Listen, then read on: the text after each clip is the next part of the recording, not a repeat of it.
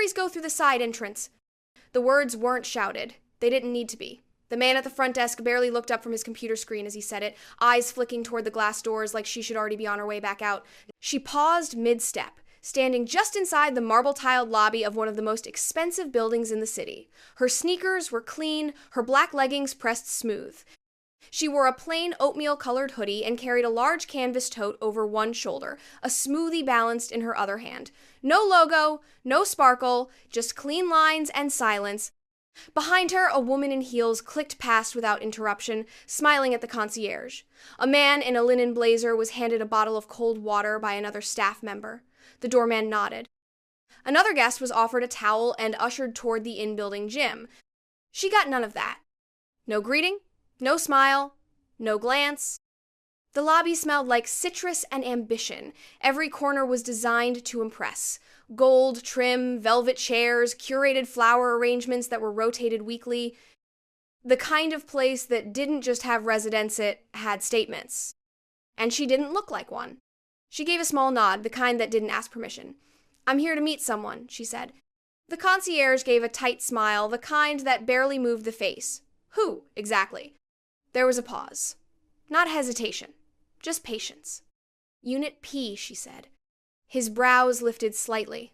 "Penthouse." He tried to mask it, but it slipped through his voice. "Name?" She told him.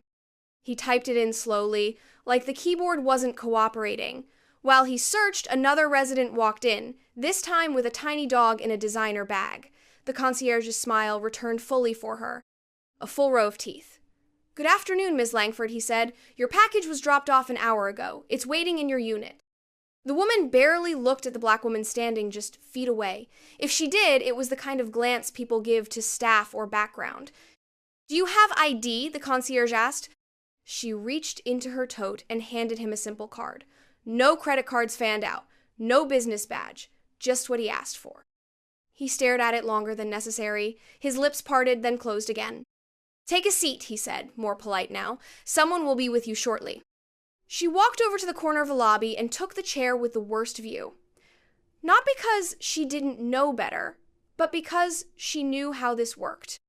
She sipped her smoothie, crossed her legs, and waited. The guests kept coming and going. Some glanced at her. Most didn't. A woman with 2 shopping bags whispered something to her friend, then smiled at the concierge. No one knew who she was. And that was exactly how she liked it. "Ma'am, this building is private." The words landed with a forced calm that made them sting more. The white concierge stood a little straighter behind the marble desk, as if her presence near the elevator was a threat to the floor itself. He raised a hand, palm open but cold, stopping her mid-step as she crossed the lobby again. "I'm aware," she said, her voice even. She wasn't loud. She didn't need to be. But the man's tone had already drawn attention.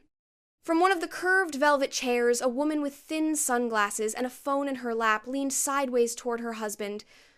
"She's probably lost," she whispered, though not quietly enough. The man with her chuckled. "Maybe looking for the staff entrance." The black woman paused. Her hoodie sleeve was pushed halfway up one arm, the hem of her tote bag brushing her hip. She wore no name tag, no clipboard, no branded delivery jacket, but that didn't matter. "I'm heading upstairs," she said. The concierge blinked. "To Unit P." There it was again, that shift, the little flick of disbelief in his eyes. He tried to hide it, but failed. "I'm sorry, ma'am, but that floor is resident access only. You'll need to be buzzed in." "I have access." "I see," he said, though it was clear he didn't. Behind her, another voice joined in, louder, deliberately public.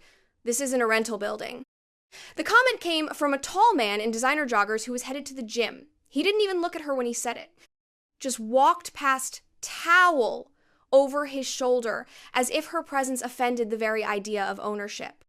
She turned slightly to look at him. He didn't slow down. At the edge of the room, a uniformed security guard stood near the glass doors. He hadn't moved before, but now he shifted forward. Subtle, one step, eyes focused. The concierge noticed and nodded at him discreetly. The black woman caught it all.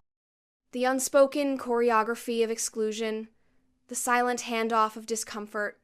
No one had told her to leave yet, but everything around her was shaping that message. She reached into her tote calmly and pulled out her phone. No sudden movements. She tapped the screen once, Then again, "I'll wait," she said. The concierge smiled tightly. "The lounge is for residents only, ma'am. I'm fine here." Her seat from earlier was still open. She walked back to it slowly, past the murmurs, past the eyes, past the moment that had already etched itself into the room. The whispers continued, soft and steady. Who is she? Why is she here? What does she think this is? They did not know the answer. But they were about to find out. "No worries," she said, her smile polite, her voice low enough that no one could accuse her of making a scene. She gave a slight nod to the concierge and stepped back from the elevator, turning calmly as if she hadn't just been blocked from going where she already belonged. She returned to her corner seat in the lobby, unbothered in posture but fully aware. Her tote bag rested beside her, smoothie balanced in one hand, phone in the other. She crossed one leg over the other and opened a document. Her fingers scrolled slowly, eyes moving with practiced focus. She didn't look around, she didn't need to. Across the room, 2 residents stood near the elevator, pretending to talk about weekend plans, their glances cutting toward her every few seconds. One of them, a woman in yoga pants and a cashmere wrap, tapped her phone quickly and smirked. At that moment, the group chat lit up. Building residents chat, 32 members. Who is the woman sitting near the lobby entrance? Anyone know her? She's been there for 20 minutes and tried to use the elevator to the penthouse. A reply came in seconds later. Probably a new assistant. Or a stylist? Someone else added a laughing emoji. She's cute though. Very Whole Foods, but make it mysterious. Another one chimed in, lost, definitely. I've never seen her before. She tried to get into the lounge too. Meanwhile, she sat quietly, not reacting, not shifting. Her phone screen was now on email. She reviewed a signed contract, her initials marked to the corner in digital ink. Her lawyer had sent a final confirmation. She replied with a simple, confirmed. Thank you. One of the younger residents walked through the lobby, earbuds in, head bobbing slightly. As he passed her, he looked down at her tote, his brow furrowed just slightly.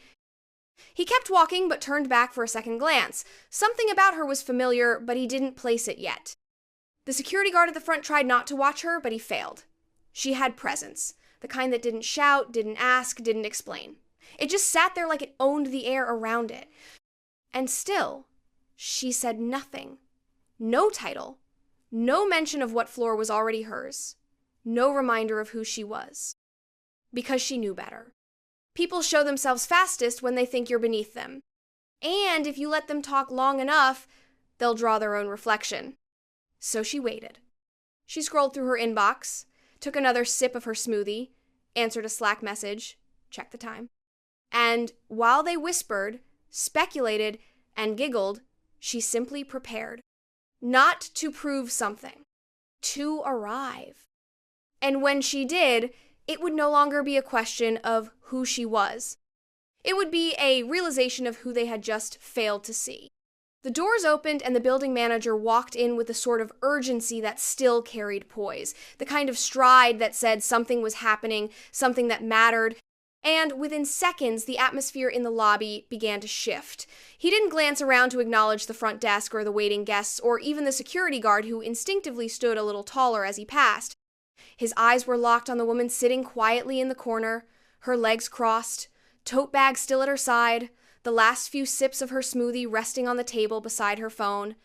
He walked straight to her. Not with hesitation, not with performance, but with the kind of familiarity that left no room for doubt. "Ms. Carter," he said warmly, the syllables heavy with respect and not just recognition. Then he leaned forward and gave her a quick but genuine hug. Not the awkward kind of formality people use when they're performing for an audience, but the kind that only happens between 2 people who already know where the power sits in a room. "Sorry to keep you waiting. Your penthouse is ready. We're just finishing the final walkthrough upstairs." The words landed like a dropped wine glass. The front desk froze. The concierge, still standing stiffly behind the counter with his hands perched awkwardly above the keyboard, stared for a split second too long. His lips parted, as if maybe he was about to say something but no words came. Behind him, the woman who had whispered about her being lost stopped mid-scroll on her phone. Her eyes darted toward the other residents, looking for someone else to react first. The man in the linen blazer, who had laughed about staff entrances, cleared his throat and stared down at the floor as if it suddenly had the answers to all the questions he had not thought to ask before. Even the security guard, who had watched her like a potential problem, now shifted his posture, his spine straightening, his arms folding behind his back like he'd been put on silent alert. None of them said anything. Because now, the silence was not about judgment. It was about realization. She stood slowly, gracefully, her movements fluid and unhurried, the kind of pace that said she had nothing to prove and nowhere to rush because everything they had tried to gatekeep was already hers. She smoothed her hoodie down with one hand, slipped her phone into the tote with the other, and gave a small nod to the manager.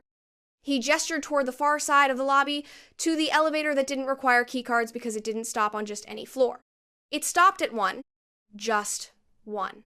She walked toward it without looking back, her presence cutting through the room like a quiet storm, and as the elevator doors opened just for her, every face in the lobby remained still, each one carrying the weight of what they had assumed just moments before.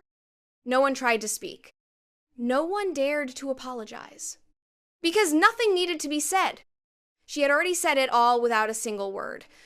By the next morning, the whispers had made their way through every hallway, spilled into the elevators, and stretched across the long corridor of the rooftop terrace like a breeze nobody could trace but everyone could feel. It started with a text sent too fast in the residents' group chat, a message laced with half facts and question marks that only made it spread faster. Within minutes, it had turned into an unspoken headline floating above every interaction: "She owns the penthouse. Not rents, not leases. Owns." Some people were shocked, others were embarrassed, a few were defensive, but everyone was curious. No one had ever seen her before, or at least they thought they hadn't. She didn't attend the community mixers. She didn't stop for conversations in the mailroom or offer passive hellos on the way to the valet. She wasn't listed in the lobby directory, and her name wasn't attached to the casual gossip that usually flowed between gym appointments and wine deliveries. She had lived there for months, and no one had thought to ask who she was because no one had ever imagined she was someone they should know.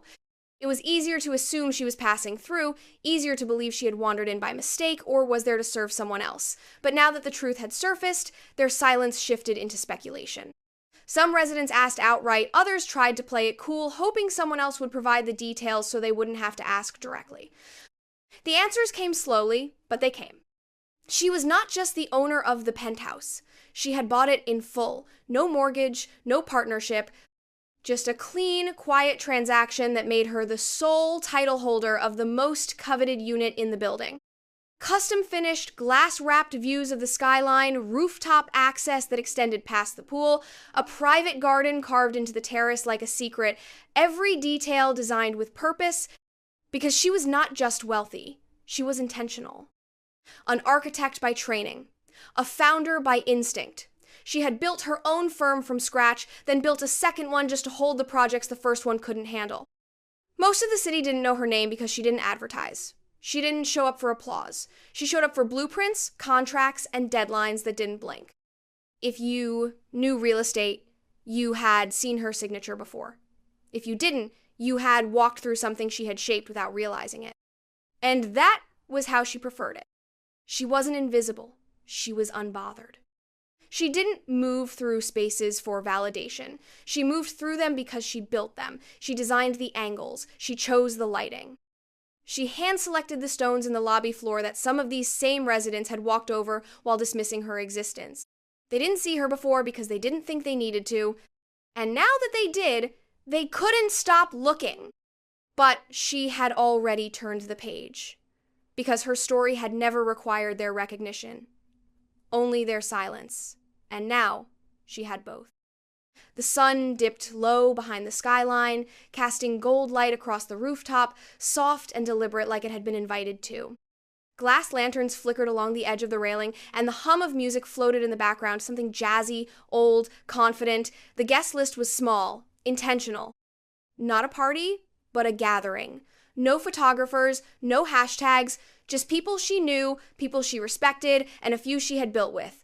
There were no name tags. No introductions shouted across a room, only quiet nods and real conversations that unfolded without performance.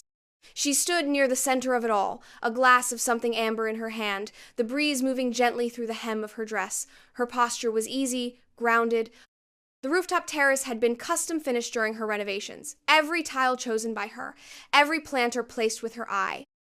She knew how the city looked from here because she had stood in this exact spot when it was still raw concrete and exposed wires. Now it was hers, polished and perfect, like everything she had envisioned and more. The same neighbors who once ignored her now moved through the space carefully, trying not to seem too eager. One approached with a cautious smile, complimented the lighting. Another asked about the garden beds near the north edge, pretending it was a casual question. A third offered a half-hearted apology masked as curiosity. "I had no idea you lived here," he said with a small laugh, wine glass trembling slightly in his hand.